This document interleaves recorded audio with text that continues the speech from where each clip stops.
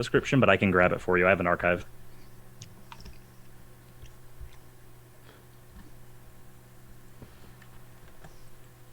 Hey, welcome to Modern Day Debate. Very excited to have you here. We're now going to have our conversation on what makes Christianity distinct, if anything, and are those differences between Christianity and other worldviews significant or arbitrary?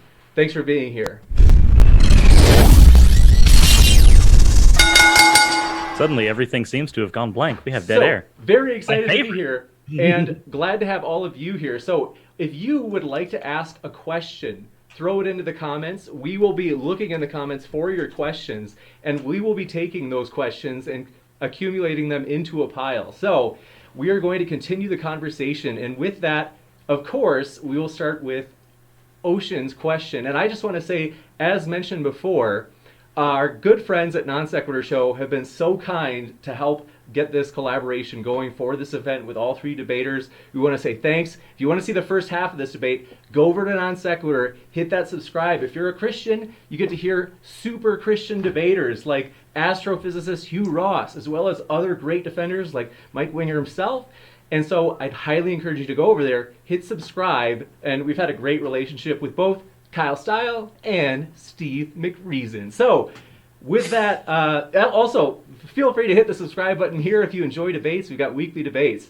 And with that, we will now turn it over to Ocean's question. Ocean, if you just want to state it one more time to refresh people really quick. I think somebody might have to remind me, because we were talking about hell. And I was trying to figure out whether or not I was going to hell. I think Mike asked me, or said something about modern polytheistic traditions having actually rejected their God, right? Is that, Mike, does that? No, my question was that you have, because I've seen some of your content, was that you have rejected the God of Christianity, the God of the Bible. Not rejected his existence, but definitely rejected worship. Mm-hmm. Does that matter? You reject the him. You don't want him. Is that the him? Okay, all right, cool. Yeah, then sure. Yeah. I mean, that saddens me to hear that. But you were asking me if you were saved, and I'm saying under the Christian worldview. Under the Christian world, I would not be. You say if this God is real, I still reject him, and that answers that question. Right. I would reject at least worship of him, because I think that as I've brought up earlier in this conversation on Non-Sequitur Show, that I have serious objections to him. Real quick, as we're getting into it, I do want to say that you've been taking a lot of heat in this conversation. You're taking it like a trooper. I've recently had somebody drop out of a debate with me twice, but you're still here, and that's awesome. And I want to give you kudos to that you're pushing through thing. But so as far as getting back to the topic of me burning for all of eternity, I do think that divine hiddenness plays into this a little bit, where I believe I'm under the impression, at least, that I'm an honest seeker of truth. And with your God being omnipotent and your God being one that desires a relationship with humanity, for me, that logically entails that anybody who's an honest seeker of truth should have this God revealed to them. And yet, I stand here not a believer in your deity, or at least maybe that he exists, but that I have such apparent misunderstandings with him that I believe that he is completely immoral, to the point where I view him as being reprehensible. Now,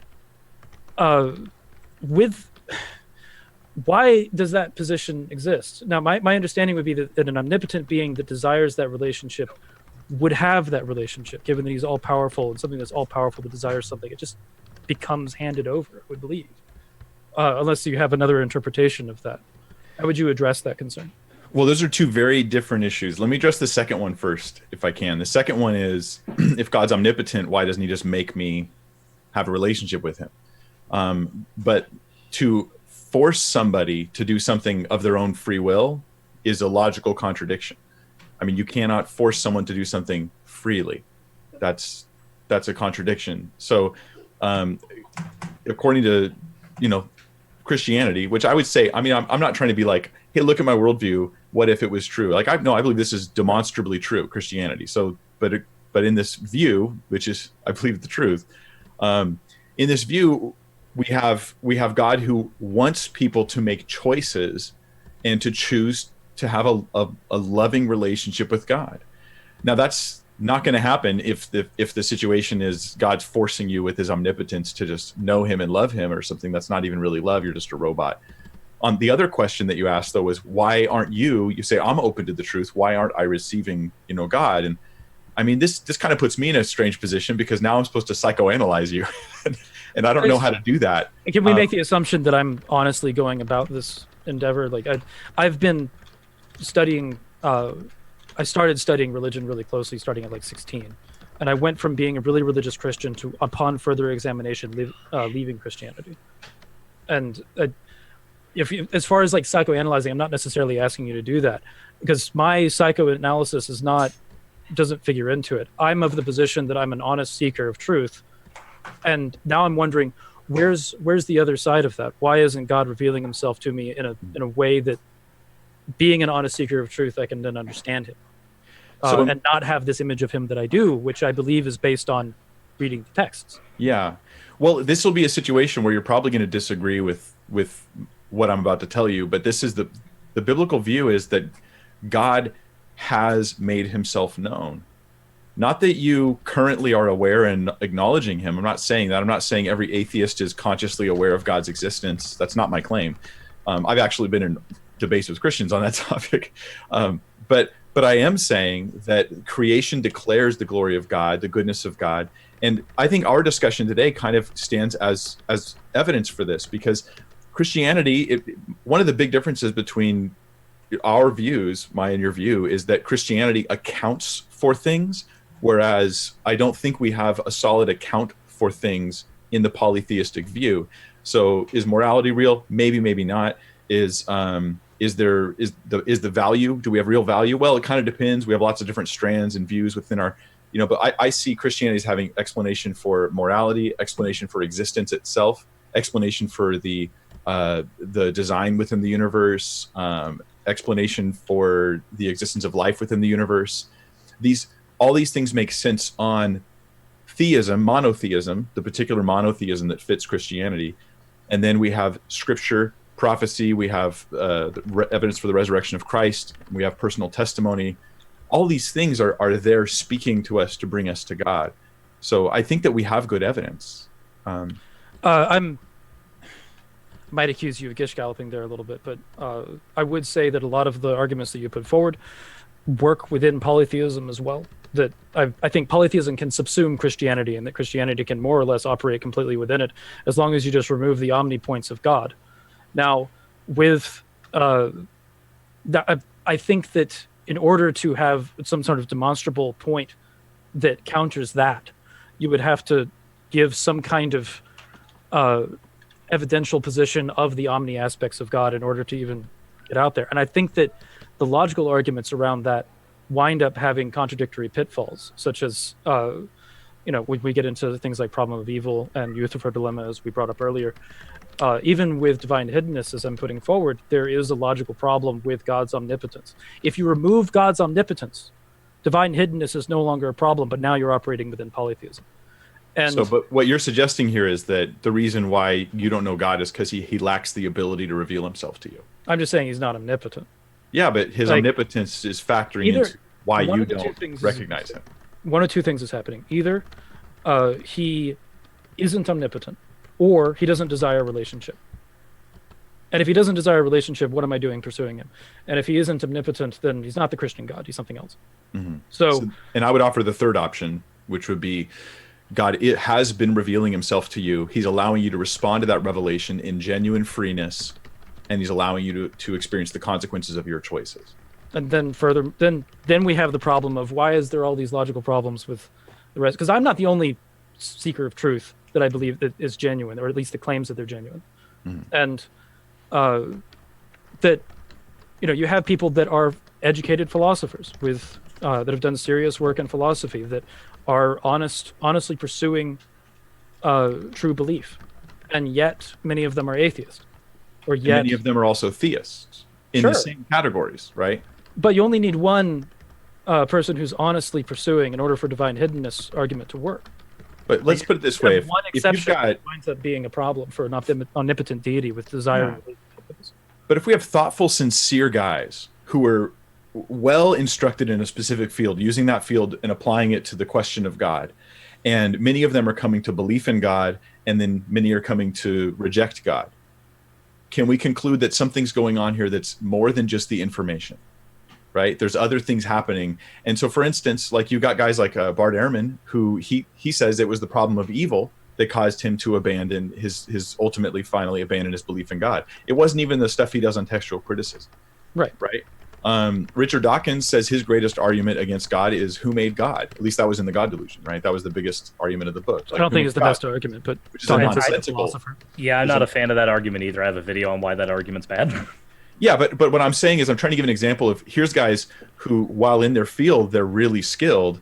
They have reasons that are perhaps unwise that are even outside their own fields. And those are the reasons I why think evidential problem of evil is extremely difficult for a Christian to get out of. I don't know that it's even possible for a Christian. Maybe we can talk about that for a minute. I think that in the Christian worldview, we have a really good explanation for the problem of evil. We have God's ultimate plan, bringing good out of even the bad things that are going on right now. We have free will as being one of the factors that are involved in that. So those are two issues. One is free will. The other is God working good through all the things that are going on. Now, you'll agree with me that is the Christian worldview, right? Romans 8:20. You cut out audio at the very end. You'll agree with me that it is. Oh, hope I'm not having trouble here. I think you'd agree with me that what I'm saying really is the Christian worldview. Romans 8:28. God works all things together for good to those who love Him and are called according to His purpose. That I just got a message saying my internet connection is unstable. Can you repeat that? I'm sorry. Yeah. The last bit of that. So in the Christian worldview, we have clear statements that God is actually working to create good out of the evil that's going on right now. Okay. That He's not causing it, but yet He's using it for good. And so that's the Christian worldview. That answers the problem of evil. Now, it may or may not the evidential problem. I think there might need to be a distinction because there's the evidential problem of evil, there's the logical problem of evil. Which one are you responding to? Because there are two. I think he's responding to logical, but I'm talking about evidential. Yeah. So with evidential, you have things like bone cancer in children, or a deer burning in a forest with nobody around, or like these things don't necessarily beget any kind of goodness. Like I can understand the argument as a response for the logical problem of evil about stuff like mercy being a kind of good that doesn't exist without there being evil. But when you get into things like unnecessary suffering, that there are evil things that seem to happen that have no begetting of good, that just seem to happen as a consequence of just how the world works arbitrarily. Okay, so that winds up being a huge problem. This is where I think the Christian worldview actually kind of shines, because on one side, I can actually say there really is a problem of evil, like it really exists. There's really a problem here. Let me just clarify, because if I were an atheist, my perspective would be none of that stuff's really evil. There is no real, there's no moral realism. There's no real moral quality of evilness that's going on here. If I was in your perspective, I don't know if I would really believe in true morality either. I might be like you, kind of on the fence on the topic. And so then the problem of evil, you have to start going, is there really even a problem of evil? Well, within the Christian worldview, I can say, no, evil really is a problem because God is good. Yeah, but I'm looking at it this is an internal critique of Christianity. Okay, so you go to polytheism, this doesn't really create an issue, but within Christianity, we have this issue of, well, what goodness is created that wouldn't exist otherwise by somebody burning alive alone in the woods. I think Paul Draper's argument might work here pretty well if you're familiar with it. Paul Draper has an argument. It's one of the syllogisms for an evidential argument of evil. Premise 1: gratuitous evils exist. Premise 2: the hypothesis of indifference, that is, that there are supernatural beings, they are indifferent to gratuitous evils, is a better explanation than theism classically is. And then the third point, therefore, evidence prefers no God as commonly understood by theists. That's the thing. It doesn't say that no God exists. It says no God as commonly understood exists. Okay, so then I want to reel it back to the conversation about hell. If you want to address that real quick. Yeah, I would like to. Yeah, that's fine. Because, I don't want to leave it there. All over the place, and part of that was you gave like a series of responses. But well, in my head, when you answer these things, I'm categorizing them. Sometimes, of course, two or three different issues in one sentence. So am I. But I do want to try and bring the conversation back. So we'll come right back to that. But but okay, within the Christian worldview, right, we have a real problem of evil, but we have a real solution, because that same God who anchors morality and gives us a reason to call something evil is the same God who has the ability to work all things together for good. He talks about the recreation of the heavens and the earth. He talks about wiping every tear away.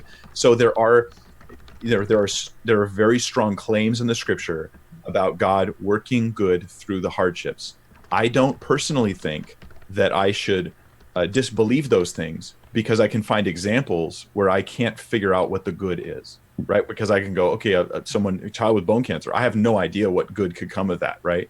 I just don't think that I should consider myself having the data to make a judgment call that would allow me to disbelieve in the existence of God based upon me not being able to imagine a good thing that would justify God allowing that. You know, I trust God on that topic, and I think that's the wise position.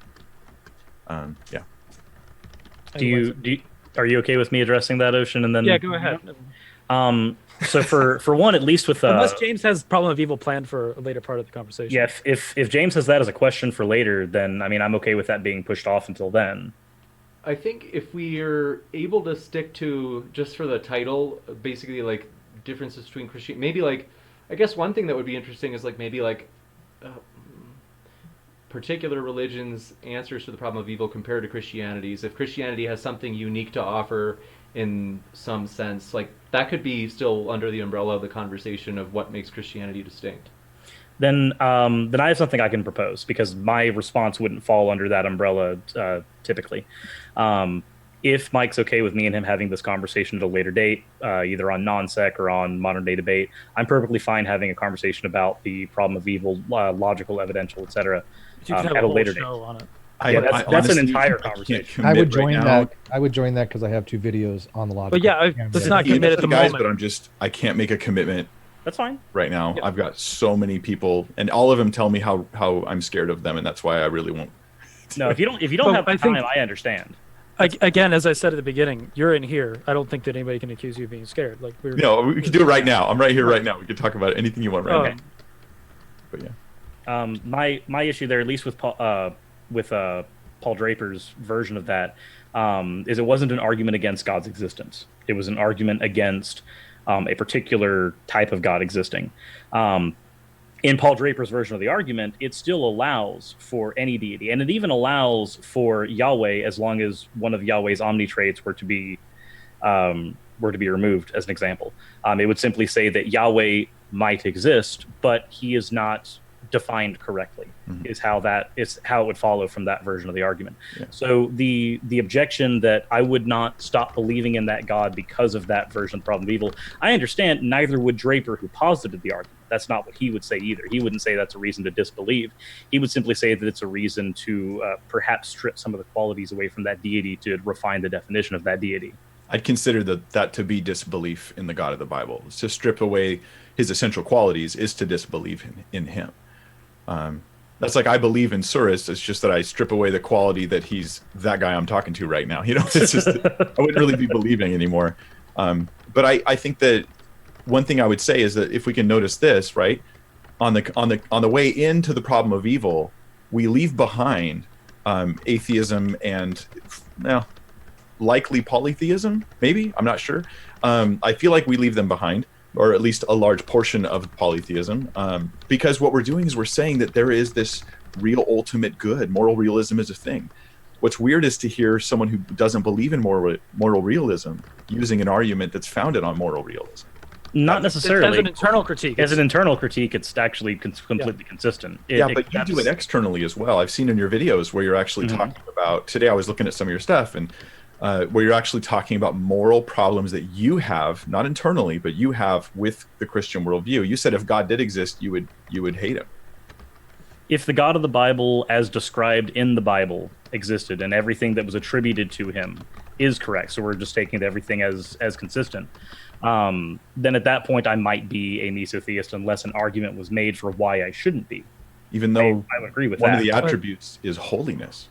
Well, it's again with what An I was arbitrary saying, definition of holiness, sure. right? Not arbitrary. It winds up founded being in the most arbitrary. It solid is reality arbitrary. of We can reality. refer. I don't want to walk down this rabbit hole, not because I'm not willing to have this conversation, but because this conversation was had at the beginning of the debate. I think that if we reference back to the beginning of the debate, we already had the disagreement on the can-kicking nature of the argument. You don't think that it is. I think me and Ocean both might agree that it kind of is. I think we agree. I don't think. Okay, then if that's the case, this conversation itself has already been had, and we have to agree to disagree because we know that referring back to the beginning of the debate, we already hold the juxtapositions there, and there's not much we can do at this point. I think. Does that sound fair? It sounds fair to me. If you guys are all right with it, maybe just. I know that you probably got a response, Mike. In fact, I know you do, but I'm sorry to cut you off. So, if we move on to a new subject, so is there anything in particular that any of you would say? Like, I'm kind of curious, playing like the. Well, maybe there's a disagreement even between. We can play Ocean and Cirrus off each other. Would you guys disagree? Maybe there's something where one of you would say, you know what? I think Christianity does have something unique. But the other one might say, on that particular issue, I don't think it's actually that unique. I know you guys haven't talked a ton about Christianity, but one thing I'd give you credit for is I've seen you guys do some pretty like equal-handed videos in terms of you could say like reasonable, kind of like, hey, let's reason with this. So I'm curious about your views. If I can take that a little bit because I've tried studying religion a lot, and I've wound up with. Like the unique part of Christianity, besides, like you could say that Christianity is unique within monotheism and that it has spawned a lot of other monotheistic religions, and that it is mostly monotheistic. Oh God! All right. Anyway, can't say that either. Never mind. I'm trying with it, but it's the Trinity causes problems for me on that regard. But the thing that's unique about it would be the salvation aspect of it, that there is a salvation deity in Jesus. With a lot of polytheistic beliefs, that's not a present entity, and I think that a lot of the reason for that is that it doesn't really seem needed. But that being said, when Christianity popped up in a lot of pagan cultures, it showed up at least as far as Northern Europe is concerned.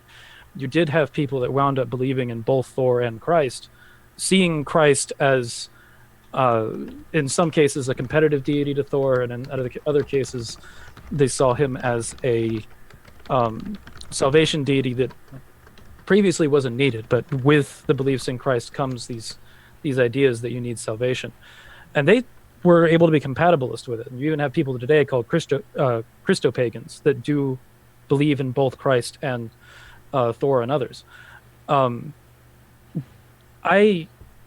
As I said earlier, I don't think that the salvation aspect is necessary, but that is a unique part of Christianity, that you have this salvation sacrificing deity.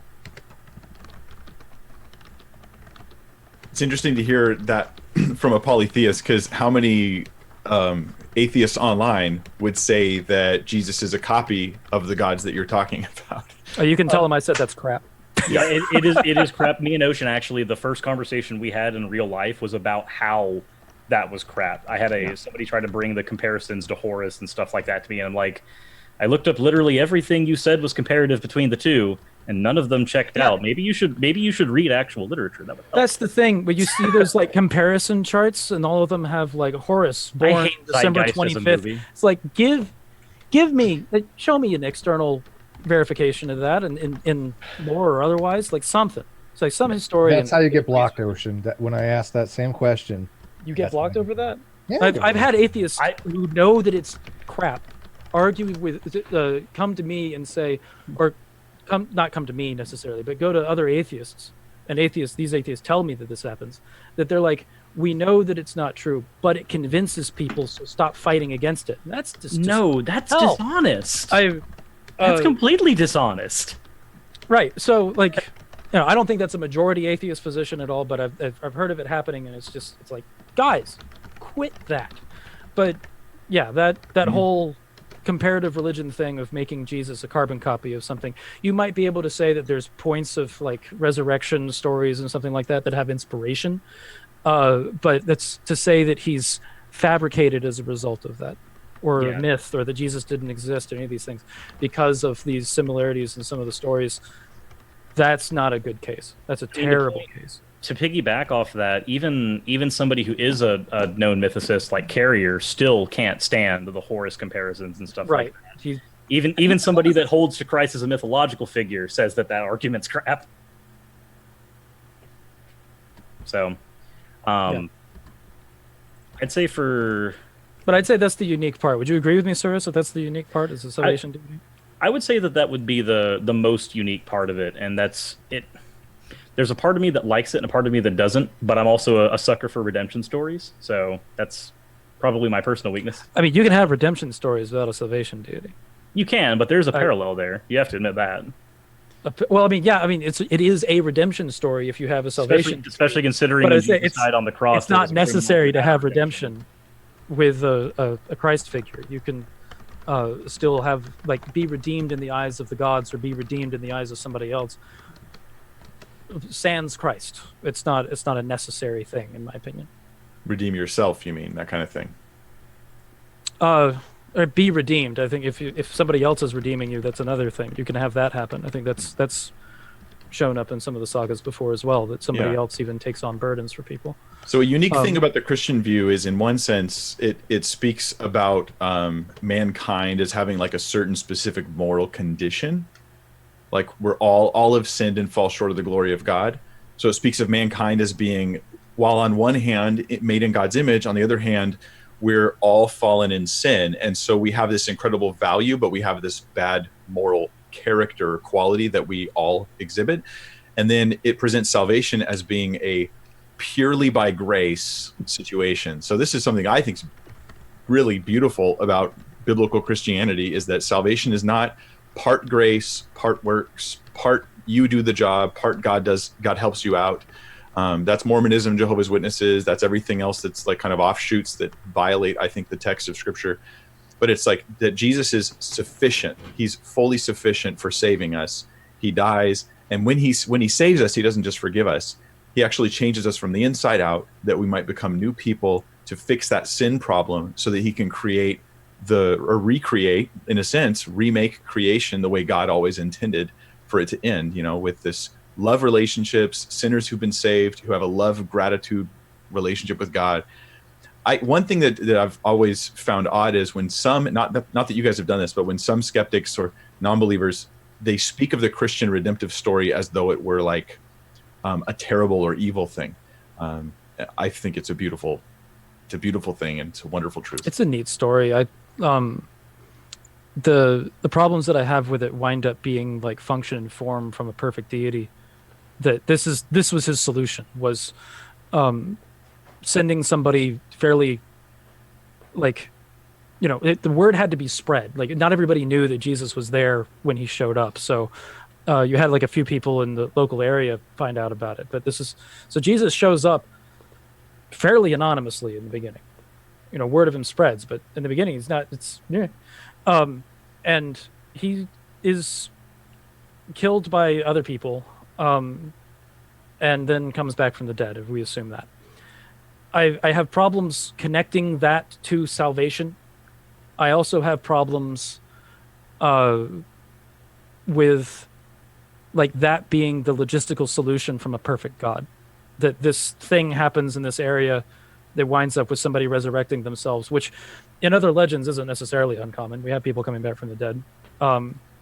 Even in the Norse sagas, we have people coming back from the dead. But why does that mean that there's salvation? And furthermore, why does that mean he's God? And what does that mean that he's God? Suddenly God is corporal and then also not, and then you get into the contradictions of the Trinity and everything like that. That this becomes a logistical mess. Well, let me respond to a couple things there. Sure. We can talk about the Trinity. I won't try to do that now. You just kind of threw that in there for fun. Yeah, I did throw that in there, but I guess you can address the other things first. But I literally just Trinity's another thing. I taught on the Trinity yesterday. It's on a video on my channel now, and I saw that, but I didn't watch it. I wish I had. But anyway, it's on there if you're interested. I will be dealing with that in more detail this year, the philosophical stuff related to the Trinity, that kind of thing. So watch out for it. But the story of why would the resurrection of Christ demonstrate that he is deity, that he's God? What it serves to do is it serves to validate his statements, and it validates the scriptures that predicted that death and resurrection, so that we can go back and we can say, oh, this kind of says, hey, here's an event to prove that this information is correct. And so then we see the deity of Christ through that. We also see the oh gosh, there was another thing you mentioned that you had a question about. I had a lot. I'm sorry. I think I gish galloped you, to be honest with you. It's a new term for me, so I don't know. It means throwing several Dwayne arguments Gish. at you. So I think that there was the logistical problem, that this was the solution, that he comes down fairly anonymously. And this is the salvation plan that God has for all of mankind, is for somebody that's in that. For us, looking at it from the perspective of us, we have this guy fairly inaccessible in history, such to the point where we have people walking around calling themselves mythicists that can be reasonably justified, to the point of having a PhD in history carrier. And Yeah. Well, like, yeah, I don't think you should base this on how many I'm a PhD Jesus. physicists there are, because that's going to be a really smaller number. There's two that I'm willing to accept. I don't accept Joseph Atwood. Anyway, point being, you do have people that are mythicists that put forward reasonable arguments. Sure. So you have this guy that's fairly inaccessible in history, very removed from us, that believing that he came back from the dead without any ability for us to verify this at all, other than having texts that say so. That's what we have to believe in order to receive salvation. That just seems very convoluted for, again, a perfect deity to put forward. It just seems like bad logistics. And that was one of the reasons why I left the faith, actually, was because, like, working in logistics and being the person that needs to communicate with people, make sure that everybody's in the right place at the right time, that kind of thing, that being my job for a while. That, and then looking at how God did it, the perfect deity, and I'm just, he's bad at his job. I'd get fired. Okay, so let me answer that. I have a few thoughts on that I think are worth sharing. One is that honestly, Ocean, sometimes what people do is when they're criticizing a Christian view, they only take half of the Christian view and they criticize it. But if it's going to be a true internal critique, it needs to take the actual Christian view, right? Sure. So the Christian view is that the story of Jesus is not the only information that goes out there with no verification in order for people to be saved. According to Jesus himself, right, the Holy Spirit will actually do a work in the hearts and lives of those who have not heard. We also have text in Scripture that talks about people being saved who have never heard the gospel. So there is still access for them, and that God, even before the flood, he's like, my spirit will not strive with man forever, which implies that his spirit was what? Striving with man. So we're talking about like an internal work that God is trying to do to draw people to himself. We have creation declaring the glory of God. We have conscience revealing our sin issues. And so we have a lot more going on than the things that you mentioned. But when it comes to the way Jesus came, it's actually pretty neat. The reason why I phrase it the way I did is because from that, I'm not looking at it internally, more externally.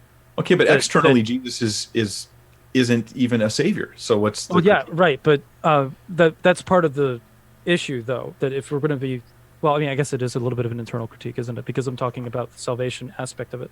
Yeah, like within Christianity, is salvation really accessible to people? Are they really going to hear the message?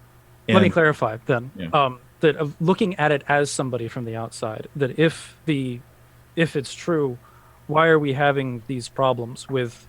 Why is Jesus this inaccessible in history? Why do we need to depend on the Holy Spirit in order to, like? Is you're saying that you were saying earlier that it wasn't like an act of God that we're saved, but then it is like, is the Holy Spirit then is part of the work that brings you to him as well, and that affects the divine hiddenness problem too, doesn't it?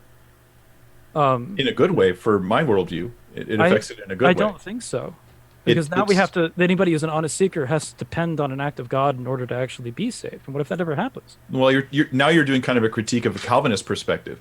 You can have the work of the Spirit without saying that it is irresistible, right? I'm not saying it's irresistible. Okay. So I'm not saying like you don't believe because God simply hasn't even bothered trying with you. That's not my statement at all. Rather, I'm saying that God is trying with people who still are rejecting him. Romans 1, it says they did not like to retain the knowledge of God, right? And so God gave them over.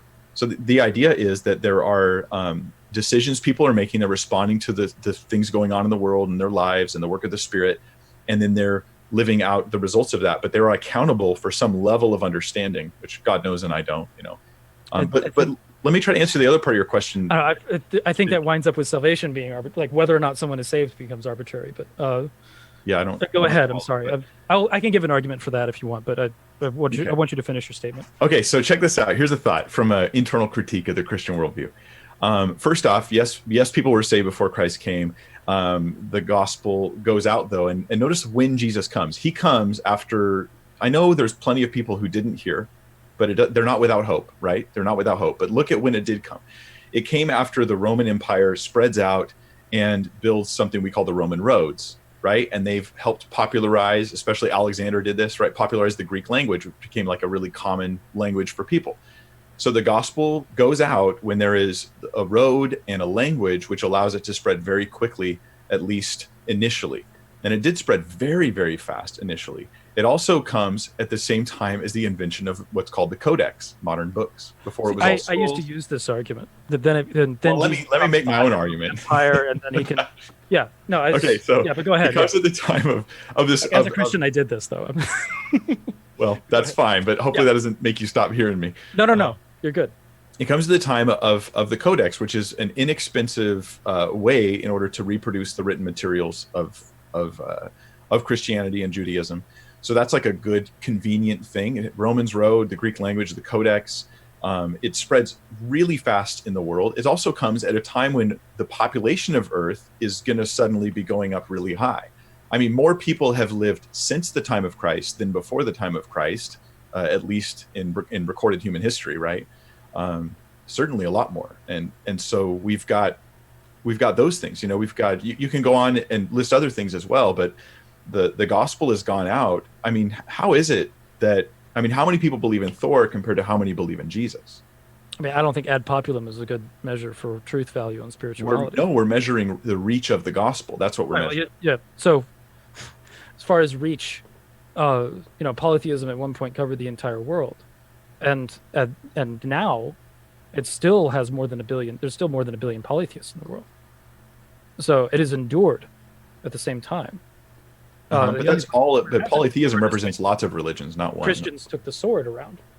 No, so, don't. Yeah, don't. I mean, I'll make that accusation. I'll definitely. You can say that if you want, but that's not the reason why people in China are worshiping Jesus. A lot of them are atheists, though. I'm talking about the ones that India, Jesus, a lot of them are following their traditional religion. Yeah, but I'm talking about the ones that worship Christ, and they're not doing so as a result of a sword.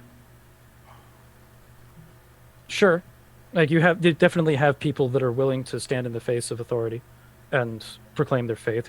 Pagans did that against Christians. Christians do that against atheists, and Christians did that against pagans. That's something that's a regular thing across history. And I don't think that it proves the case. No, let's track with the argument here.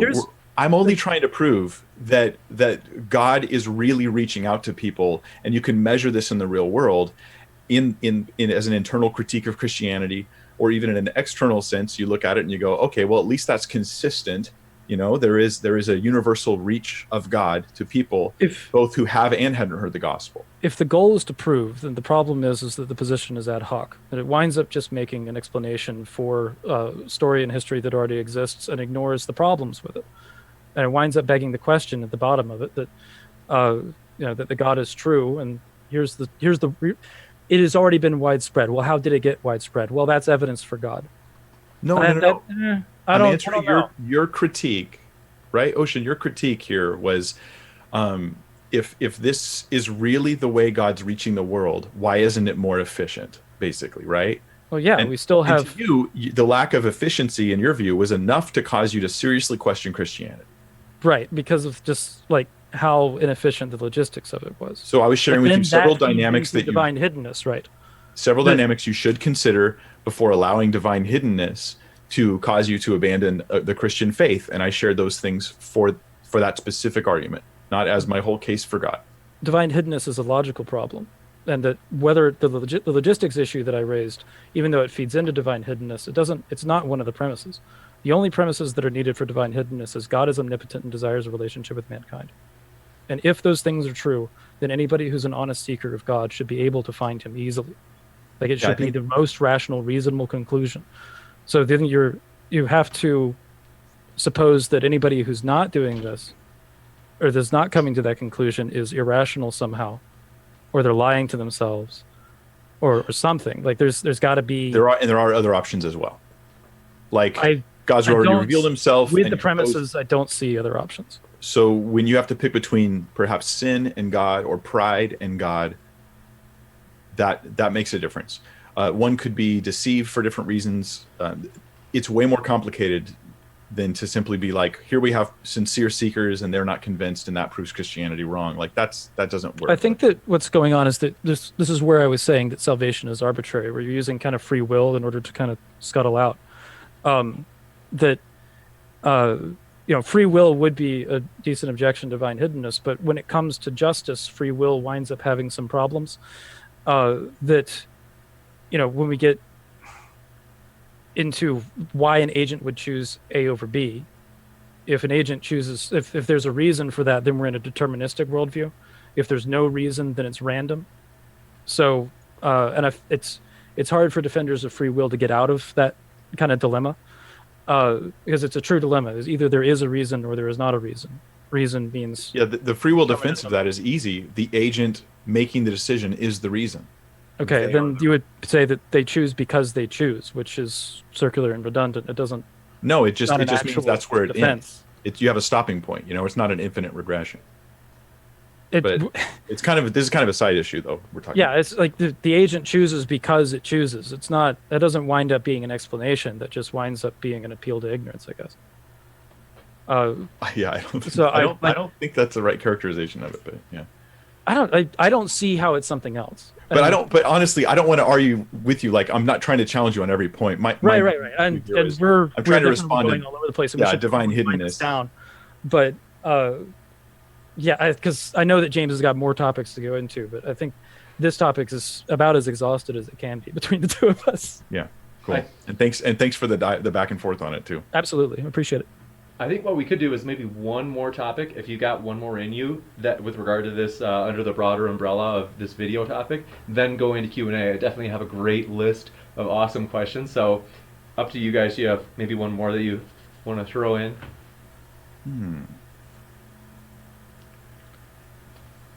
I will say that it seems that most of the... Maybe this is just the side effect of me and Ocean having already had these discussions before, because we've had debates against each other on this on non-sec, and we've had discussions outside of this as well. None of the questions have really pit me and Ocean against each other yet. I'm wondering if there's one that could possibly do that, because I think that would be interesting. I think that Cyrus and I are like, I have some objections against atheism, but I don't like, none of them really apply to Cyrus. That winds up being the problem. Is that I have tried to get into like a boiling plate situation with Cyrus, and he's too he doesn't have like the hard anti-theist position that a lot of atheists do that I get into fights with. But he does have an anti-theist position, but his reasons are things that I see as reasonable. And my reasons for belief seem to be things that Cyrus sees as reasonable. So I'm, what could we get into a fight over with except having like a quick conversation on epistemology? I don't know. I was originally worried that Mike and Ocean were going to gang up on Cyrus in the first video. That didn't happen tonight. We didn't have to worry about that. Yeah, I thought Ocean would at least side with me on something. I'll side. Here's I'll list the things that I'll side with you on real quick. I'll side with you on cosmological argument. I was going to bring that up. Well, yeah, I'll side with him on cosmological argument. I'll side with you on argument from design. But the problem with, and we saw this when I first showed up on the Non-Sequitur Show, and this is when Kyle started to get entertained with me, was that I would defend these arguments, but then start to get into disagreements with Christians as far as what they mean. like the argument from design, I think is perfectly coherent with multiple gods. The argument for the cosmological argument, either it winds up with breaking down into two positions. Either one God created the universe, or more than one God created the universe. And both of those positions agree with polytheism. Therefore, polytheism is more likely than monotheism from the outset. So wait. Hold on. I just wanted to ask you to explain that a little bit. What Okay. made it more? What made it more likely? that both options work for polytheism and only one works for monotheism. Which one doesn't work for monotheism? More than one God creating the universe. But one God creating the universe works for polytheism. Both Except- polytheism and monotheism. So here's the problem A lot of with- polytheist Yeah. creation stories involve one deity creating the universe. Okay, but here's the concern there is that you would then be positing that one God created the universe and the other gods were subsequent things, which means that all the arguments for the one God don't apply to the subsequent gods, which means that's an argument for monotheism, or at least the God of monotheism.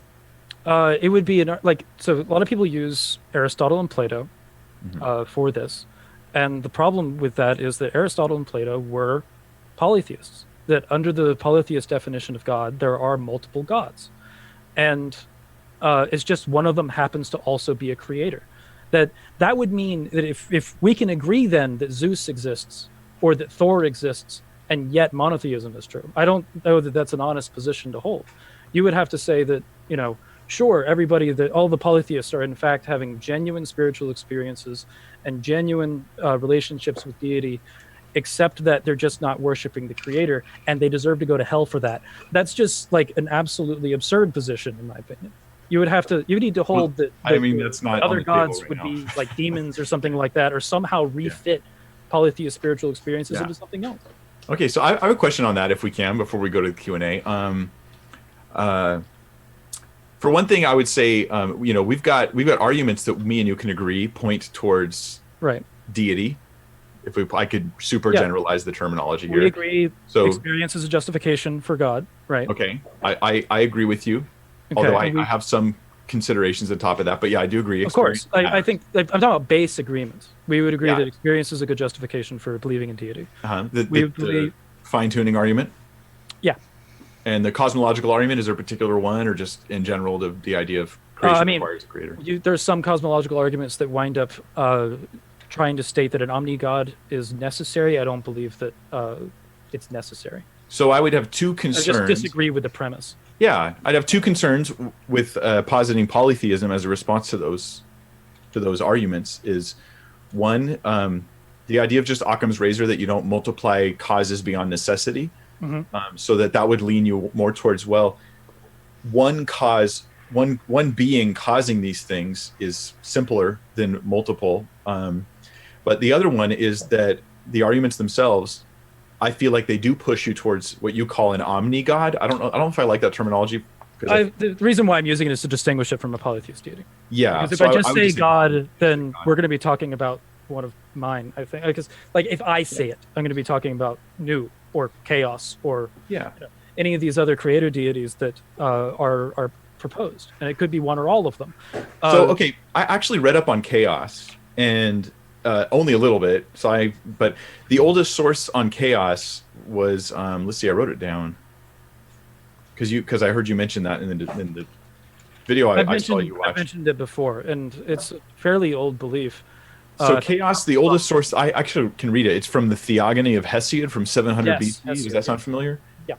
So the where he mentions Chaos, if anyone wants to look it up, the Theogony of Hesiod, and it's line 116 is where it starts, and it's verily at the first chaos came to be, but next wide-bosomed earth, the ever-sure foundations of all, the deathless ones who hold the peaks of snowy Olympus and dim Tartarus in the depth of the wide-pathed earth, and Eros, love, fairest among the deathless gods. And then it goes on, it mentions other gods that are a result of chaos bringing forth other gods. Right. But it seems to me that in this passage, the oldest account, you've It's got not saying chaos it's eternal, right? coming to be. So Right. this is not an eternal thing. And chaos didn't even create Earth. Earth also just came to be. It would be so the property of chaos would be that he's that which creates ad infinitum.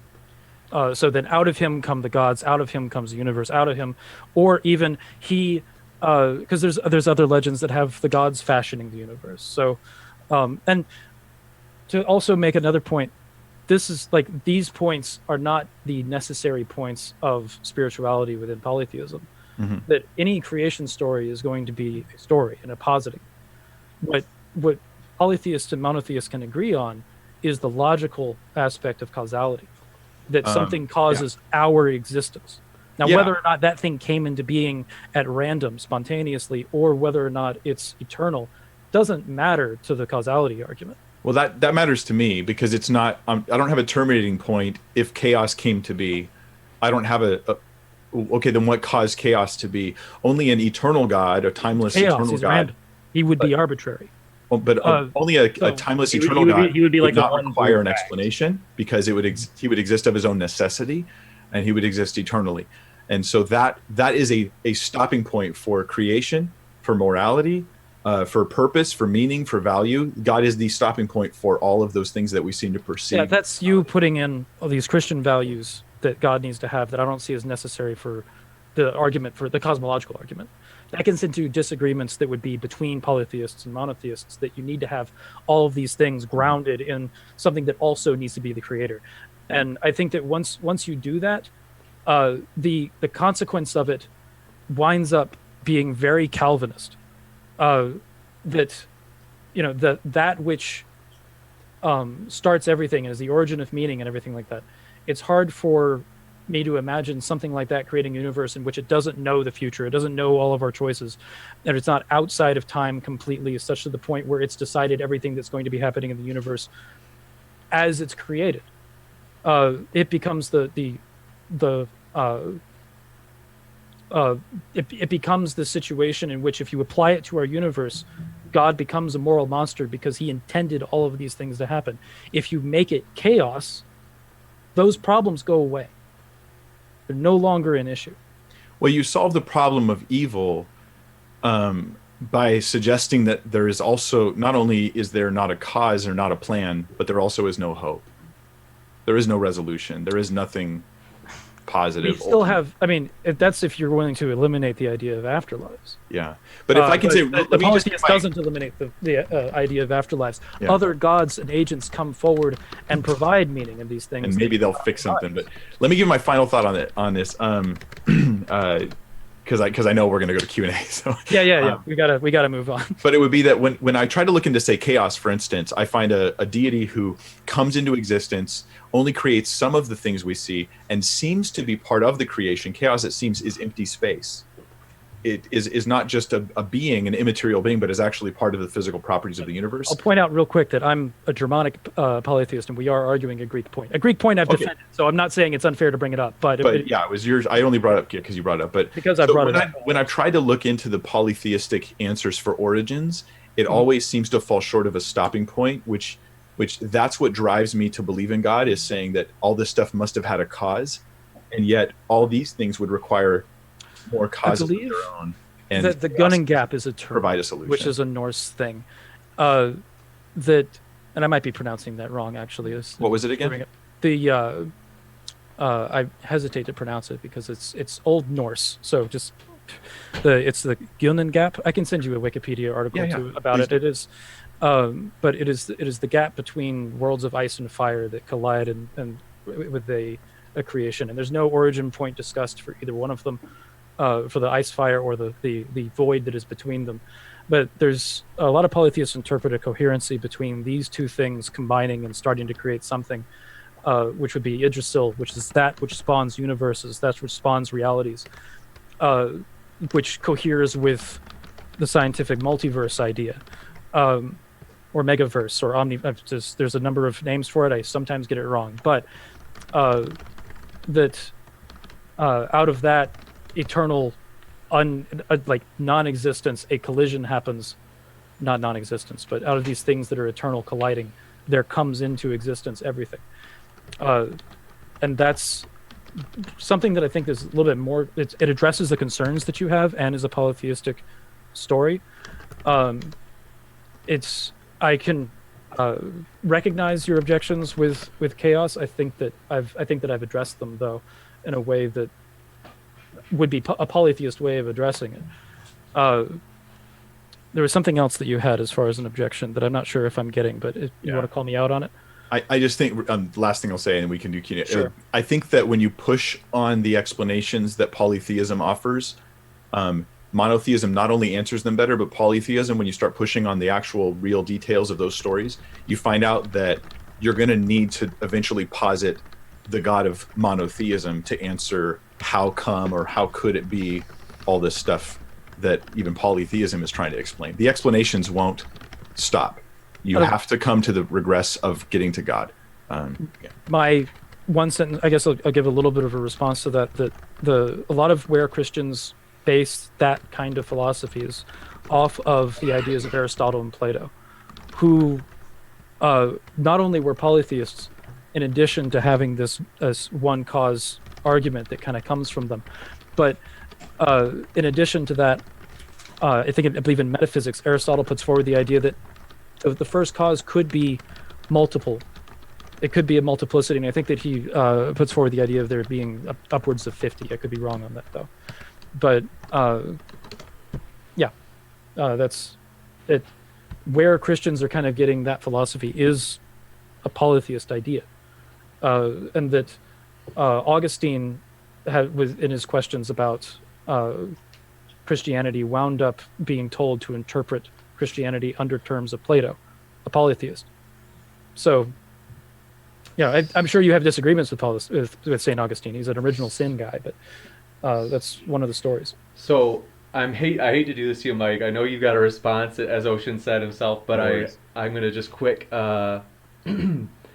start into the Q&A. And so we do have several questions, and I would also like to invite Kyle and Steve to ask questions. So far, the conversation stayed on track, and so I'm sorry that there hasn't been a lot of interaction between Kyle, you, and Steve in terms of the debate. So forgive me for that, but thanks for the debaters keeping on track, and I totally appreciate that. So And thanks to you guys for holding it. Yeah. Yeah. I mean, Kyle's doing what he does best. He's sitting there and looking pretty. I've been returning emails, actually. An exceptional amount of time practicing for that. So After tonight, I'm actually glad I didn't have to use not that I used that much of my brain anyway, but I could just coast through this. It was fine for me. Thank you. I'm glad. And so I've got some questions here, including from Steve. I'll let you ask your own question. So I don't want to, especially if you want to add nuance to it. I don't want to. Of course he does. So Yeah, Steve, of you course want to I will. ask that question that you would put in the yeah. chat? Yeah, I mean, it's going back a little bit because, I mean, this covered a lot of different things, to say the least. A little bit of clarification on the logical versus the evidential problem evil. I personally hold that the logical problem evil is pretty well foolproof. I mean, it is a logical inconsistent system given the premises. It's a very, very good argument. However, it's very narrow in scope. The evidential problem evil is much wider in scope, but not as solid as an argument, right? It's basically saying that why do we have these types of evils if a deity is of good nature, benevolent nature? Now, you had mentioned the Theodicy of the free will defense, but the question I have is, if there are naturalistic evils, something like stubbing my toe, if God wanted to create the best possible world, which hypothetically he would have, being an omnipowerful being, this would be the best possible world he could have created. What is the reason why stubbing my toe one less time to create a better possible world, which was one less natural evil, not in the term of evil as you would define it to be like evil incarnate, but naturalistic evil, then the problem evil would say, well, why did I have this many stubbing of my toes in my lifetime? It gained no benefit from that. Well, okay, I could speculate as to why maybe we've got this is not my answer, but just to say we could speculate. We could say, oh, well, to avoid you from stubbing your toe, God could obviously miraculously intervene, but perhaps he wants to have, for whatever reason, a consistent, scientifically examinable type of reality. And so maybe you're stubbing your toe so that we can do science experiments. Maybe it's related to that. But the problem is, I'm of course guessing based on a tiny bit of details, and I really don't know the answers to those types of questions. But for natural evil, or maybe I should put it this way, for maybe the logical problem of evil, have you ever found a reason to cause or endure pain for some greater good. Sure, but stubbing my toe isn't for any greater good. It's just I'm not talking about your toe. Yeah. Evil. But that would be the argument, though, for the logical problem, the evidential problem evil. Why is there such gratuitous evils? Right? It's not so much the people going out of their way to do evil things. Mm-hmm. A free will theodicy can address that. Yeah, I think there's issues with it, but it doesn't address naturalistic evils, which is still part of evidential problem of evil. Yeah. Well, one of the things that the Christian worldview gives that isn't the case in maybe some other worldviews, and is that this actual world that we're living in is not done. It's still in the oven, so to speak. It's still cooking, and things are not over. In fact, we are in a fallen state that's moving towards a glorious state. And the things that are happening in the fallen state will affect the glorious state. And so we just say that the current pains and sufferings have an ultimate purpose in the future. Okay. And that, to me, it's logic, it's sound. I don't see any problem with that reasoning. Even if I can't, tell you why one thing happens versus another, I can say that in the worldview of Christianity, this makes sense. The reason being is this is an actualized world from a potential world, right? It's not actualizing. This is actual worlds are indexical.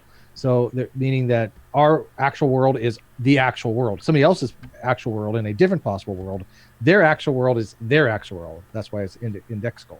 So this is not an actualizing world. This is an actualized world. That's how I would understand it from an Aristotelian point of view. But anyway, I'm just saying it's not done yet. You understand what I mean by the world is still changing. The future, a year from now, 10 years from now, will be affected by the events of today.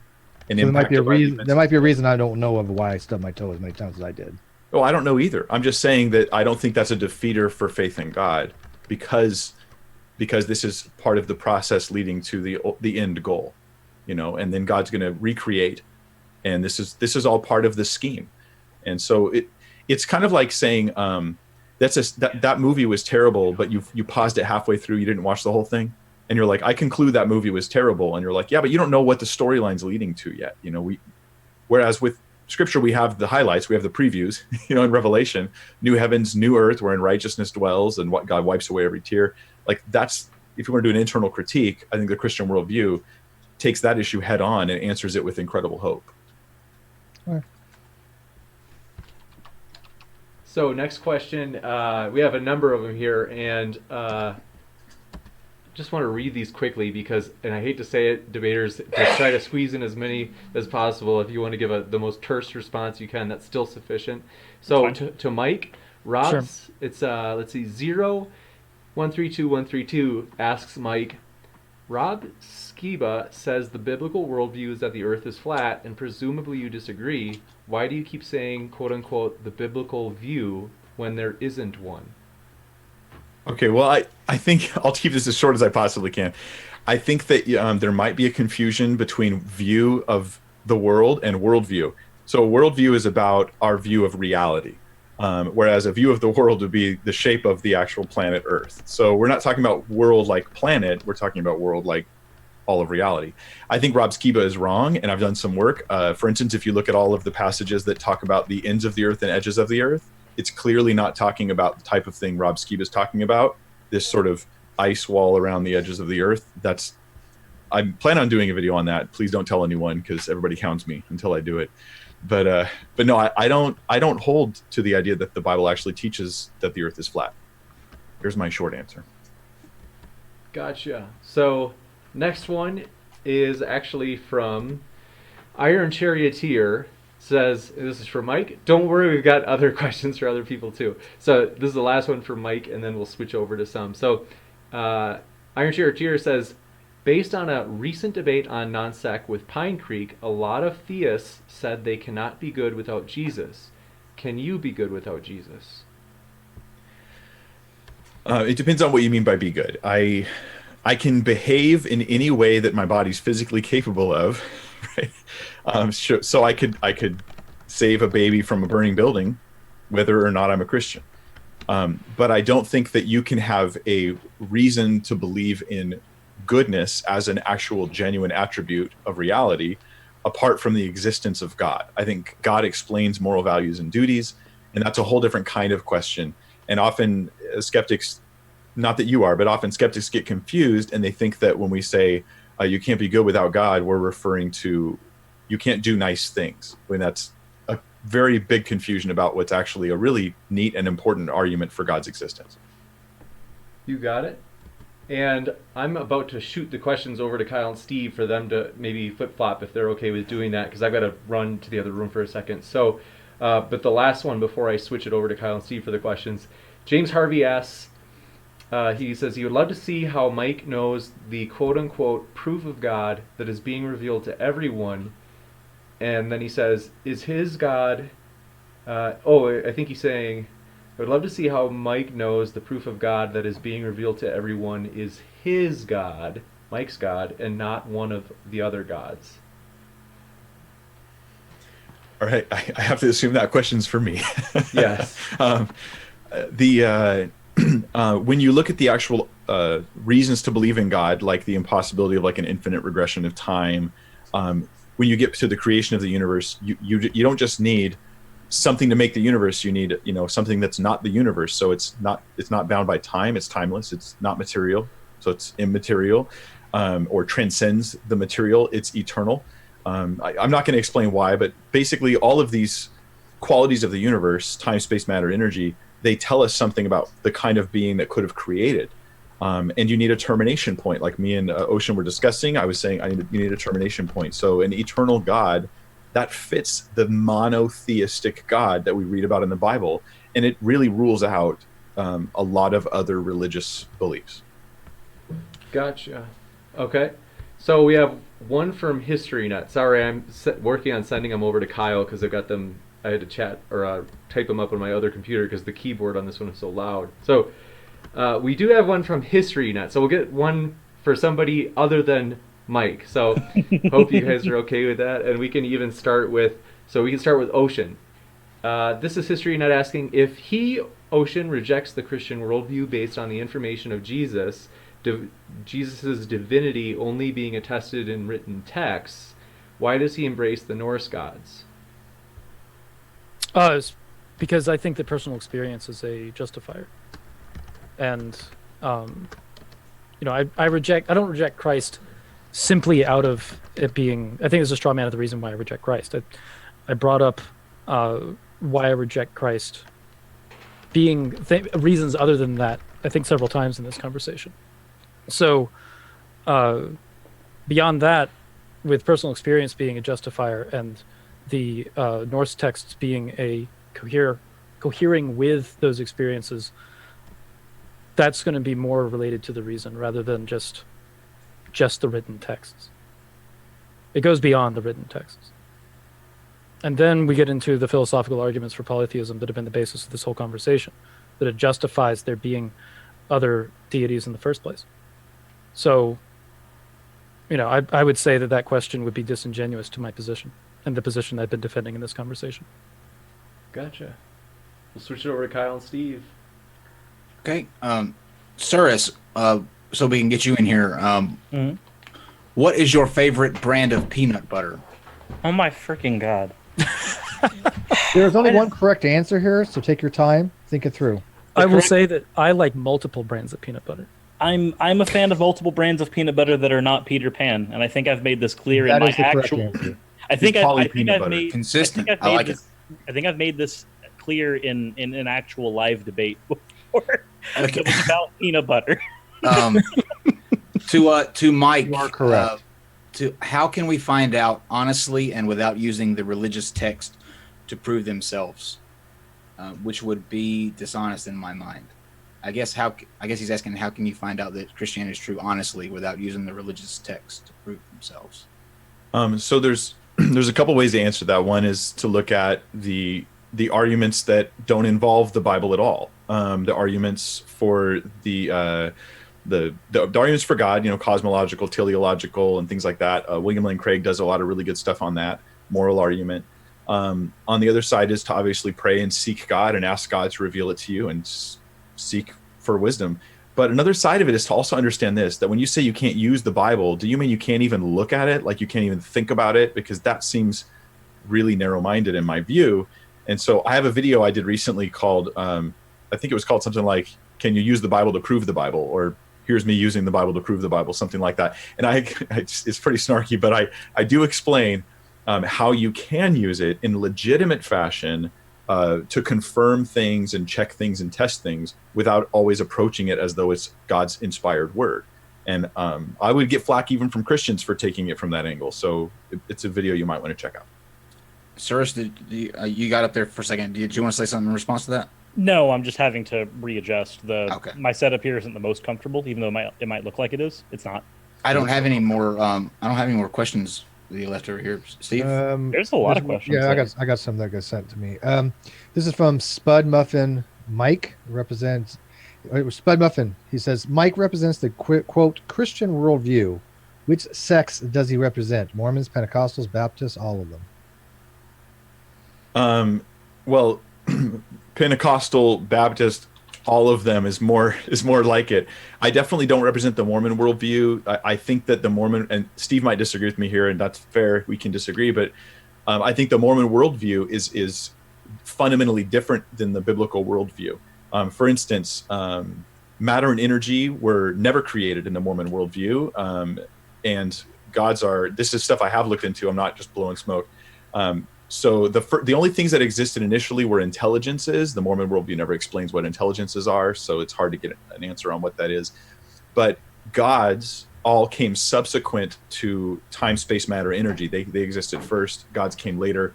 God himself, Elohim of the Old Testament, was not always a god. Like, this is a different worldview. This is more akin to actually a polytheism. Like, Ocean would probably be more open to the Mormon worldview.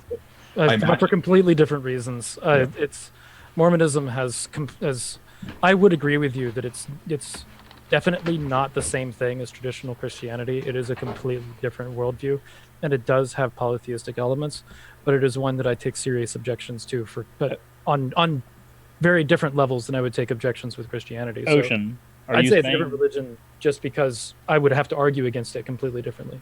Ocean, are you saying that your problems with Mormonism are that you can't have any collaborations with them? Oh, get out of my house. Cyrus, Sorry, I even pulled out my Book of Mormon for that. This question was going to go. We'll still do Ocean. It was asked to Ocean, but seriously, you can weigh in on this too because it's an interesting question. Would you worship the Christian God if he revealed himself to you? If not, then why should he reveal himself to you? I think that I would have, believing that he exists, maybe. Agreeing with him and worshiping him is a completely different standard. I think that's the same. That's the same answer that I would have to give there because it. Wait, let me. If he appears to me, if he appears to me, we're supposed to go to Cyrus first, Ocean. Oh, sorry, damn it. That's okay. I thought you said it was. Ocean knows you so well, Cyrus. He's just going to answer for you. See that? It was asked. It was asked to you, Ocean, but to get Cyrus going with Cyrus first, cool. Yeah, and then we'll go over to you. Yeah, that is kind of what my position would be. The mere, if he revealed himself to me, then I would have to admit that okay, this deity exists. But I don't think I have to take that, and this is with any deity. This is not just with the Christian deity. This applies to all deities to me. The simple fact that a deity would reveal itself to me, all it would do would be change my position on the deity's existence. It would not then give me incentive to worship the deity. That would be extra to revelation. Okay. Ocean. So with like believing that he exists, it's not, I don't have like huge standards on that. The only thing that I would need in order to say that he exists is genuine spiritual experience, which as a Christian I had. So I don't necessarily deny the Christian God's existence. Furthermore, I trust that Christians have genuine spiritual experiences with their deity. The problem that I have with Christians is not that. It's the aspects that they apply to the God that are not related to the experience, and the moral implications of that deity's commands, and through the Old Testament, and then the echoes of it into the New Testament when it comes to the various beliefs in hell. So it's not, again, it's not that he exists; it's the other things. Those are the problems that I have. Mike, what if the Hindu god revealed himself to you? How would you respond to that? Well, so let me understand the hypothetical, right? This kind of matters, right? So what we're suggesting though is that my God does not exist, right? That the God of all creation, the monotheism God doesn't exist at all, and a Hindu God revealed himself. Yeah. Well. Yeah. Okay.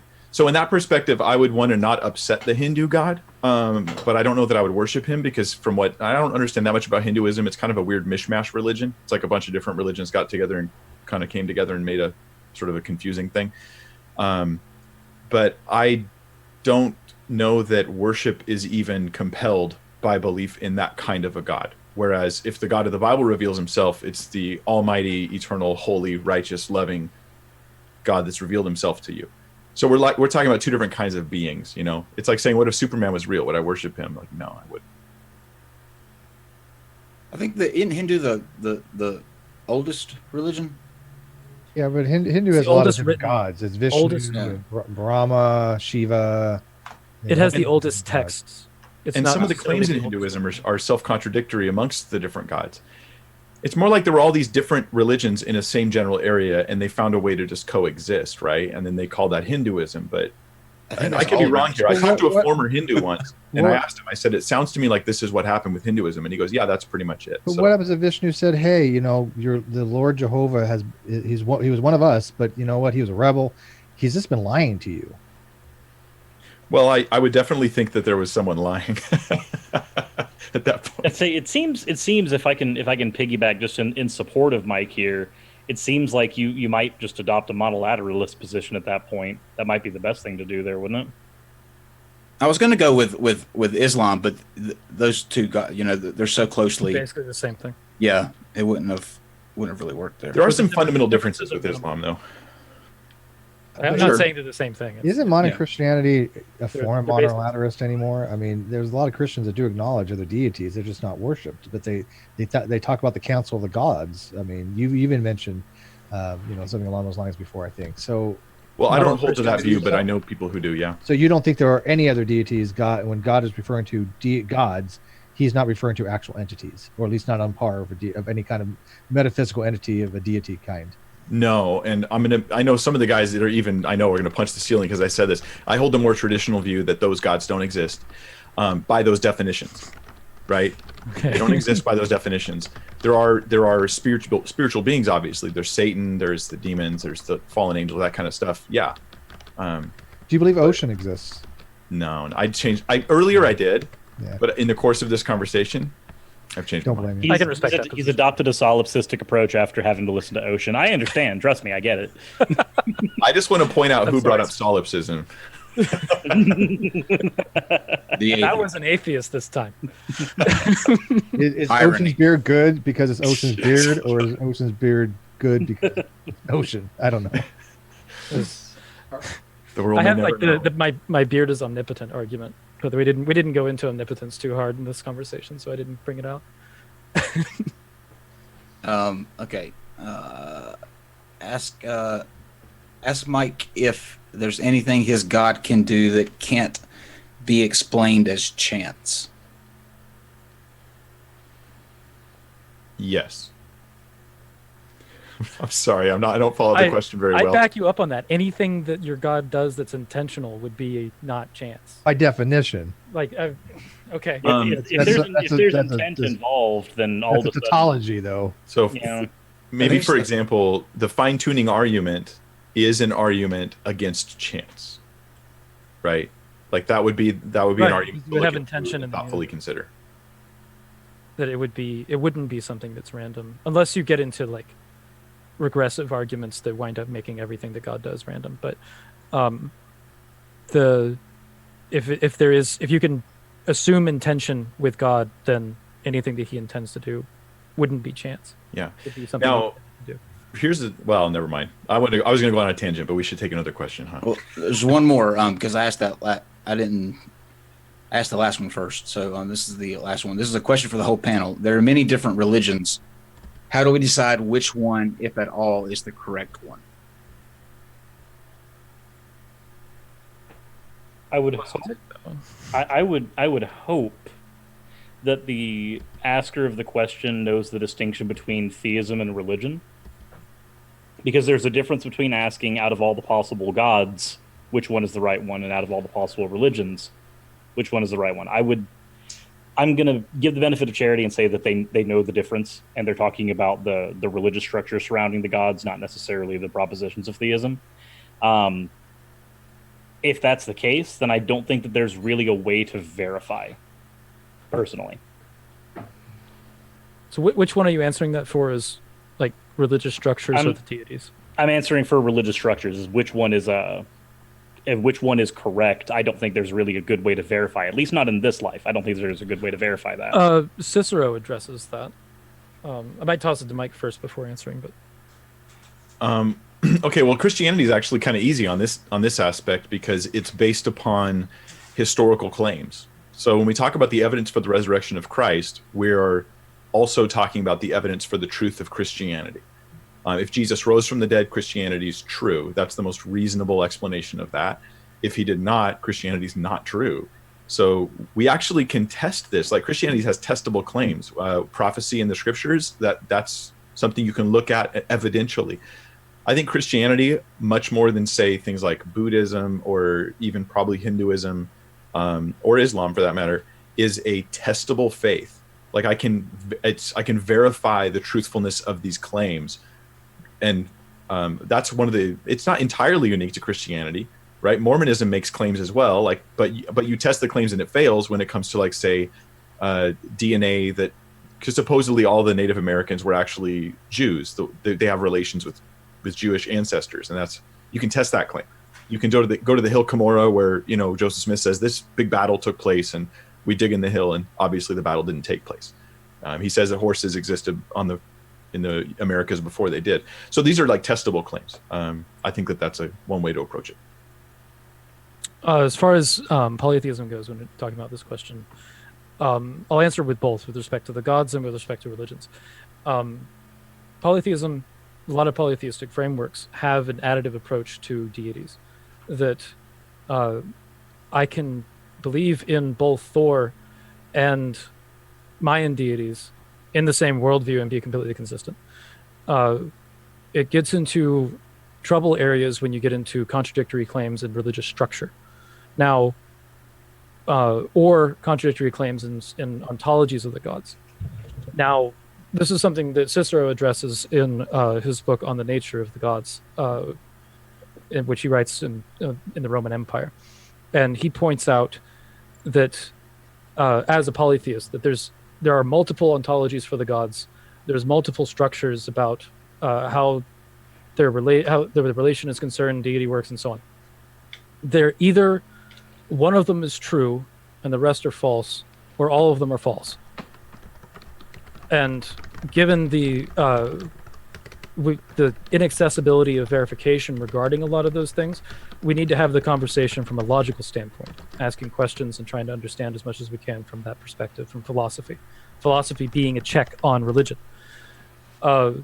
which I think is incredibly useful. Beyond that, so I would say that would be true of religious structures as well, that either one of them is true or all of them are false. And all of them being false doesn't mean that there isn't one. It means that it's just an ontology that we haven't developed yet. So, or atheism is true. It could be any of those things. I think that atheism can be considered logically consistent. So, with that, you know, as it's, how do I know which one is true? I don't think that I do. But I also don't think that believing and having a spirituality requires certainty. That what it does require is there's the experience aspect of it, the intuitive aspect of it, and then logical check, being philosophically consistent and rigorous with yourself. So yeah, I think that answers the question. I'm not sure. I'm bad at ending things. Excellent. Thank you. No, I'm stoked. And I want to say first, thank you so much for the debaters getting in the hot seat. I highly encourage everybody who's here, subscribe to these guys. Even if you don't agree, hey, you at least get to hear their view straight from the horse's mouth. And so you get to actually get it, that you could say the most charitable interpretation. So totally subscribe to these guys. Thank you guys so much for coming on, getting in the hot seat. Totally appreciate it. You guys did it with no prep, so this was just a wild one. I really want to say thank you. It was a marathon thanks for too. having us. It was. Yeah, this was quite long. Yeah. Yes. Tell me And about it. I want to say thank you to Kyle and Steve for your guys' help tonight, for the whole collaboration. And also, I want to say I'm sorry. I kind of embarrassed myself, to be honest. I am implied that in the first debate that Surus went off topic on purpose, and I'm sorry that I did that. That wasn't charitable. So I want to say, I give you the benefit of the doubt. I'm sorry I was like weird, and I just want to say that's like not fair of me. So I think that you were going in a way that you thought it was pertinent, and so sorry to kind of insinuate otherwise. It's okay, James. We all get angry when our team starts to tank. You're just going in. Very funny. Cirrus likes Jiffy peanut butter, so you don't have to apologize to him. So Harris has been mad at me for a day and a half for something. I don't know what he saw. so Not mad. I mean, there's people on the theistic side that I am angry with. You are not one of them. Oh. That's good. I'd agree with that. Sorry, I'm happy to hear that. I just saw what you said about me on Twitter, though. No, and that's fair. That was a statement based on the video that I watched and what I gleaned from that video. That is not necessarily, like, for instance, I'm not going to throw the particular person under the bus, but no, I'm not going to do that because it's not what I'm going to do. But I do have a few friends that have views that I hold like huge umbrage with, but I don't hold umbrage with them as people. I just find their certain views that they have are things I don't necessarily agree with. I can hold that, and that's fine. Shannon, I knew it. You hear that? That sounds like Yeah, he threw you under the bus. Did you hear this? He just tossed you like, it don't sounds. need her. Sounds It is like definitely not Shannon. it's progress here. So yeah, I totally appreciate everybody getting along tonight, and thank you guys again. Yeah. So thank you for the audience for your questions. It was a great time, and like I Likewise. said, please find all these guys that are here. Go sub, check out their stuff. Even if you don't agree, you'll get the most charitable interpretation straight from them. So thank you guys, and good night. I don't even agree with our own content.